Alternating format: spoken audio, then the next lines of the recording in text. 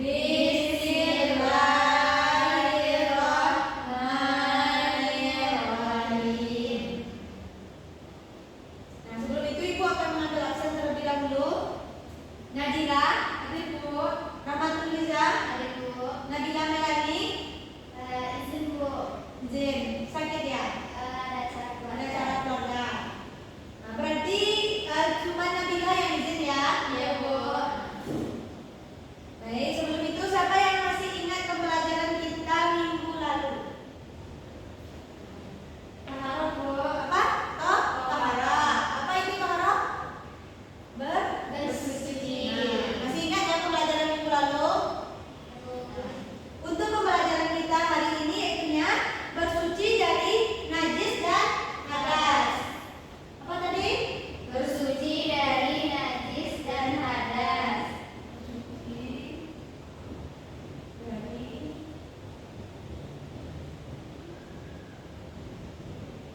Hadas dan najis.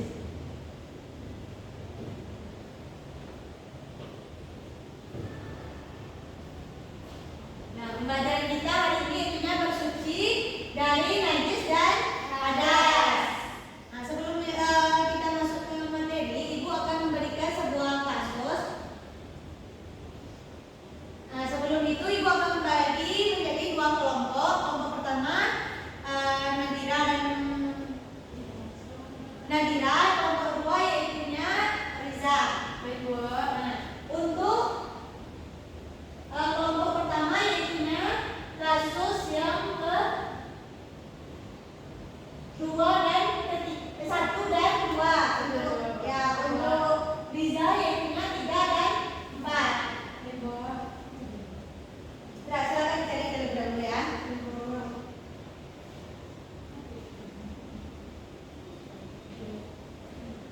Ada yang tidak bukan? Tidak Bu.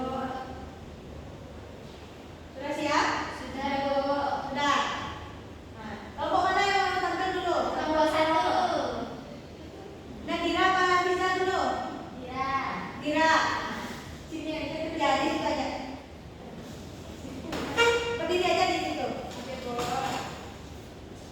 Kasus yang pertama itu ada seorang bayi laki-laki 2 tahun Bu yang hanya minum ASI dan buang air kecil di atas sejadah. Jadi pertanyaannya bagaimana hukum najisnya dan bagaimana cara mensucikannya. Jadi caranya yaitu dengan yang ini termasuk jenis mukhafafah dan cukup dipercikkan air pada bagian yang terkena najis sehingga hilang bekas, bau dan warnanya. Yang kedua studi kasusnya seseorang kencing di kamar mandi lalu ia menyiramnya dengan air hingga bersih. Pertanyaannya apakah lantai kamar mandi sudah suci, apakah boleh digunakan untuk sholat? Dan studi kasus kedua ini termasuk najis mutawasito dan suci jika air telah mengenai seluruh area najis dan hilang bau, warna serta rasanya Bu, dan juga boleh digunakan untuk sholat. Nah, baik, kita beri aplaus dulu kepada Nadira.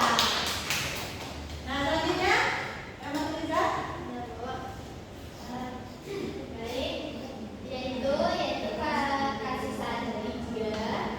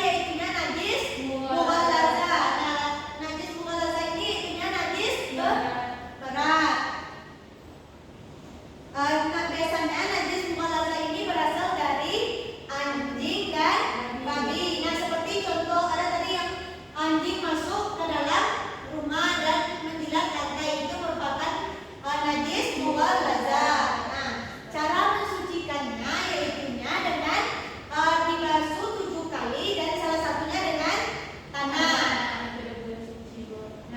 Nah di sini anak-anak ibu pernah pakaiannya atau terkena najis? Tidak terkena darah, nyamuk atau gimana? Nah, bagaimana caranya Nadila membersihkannya?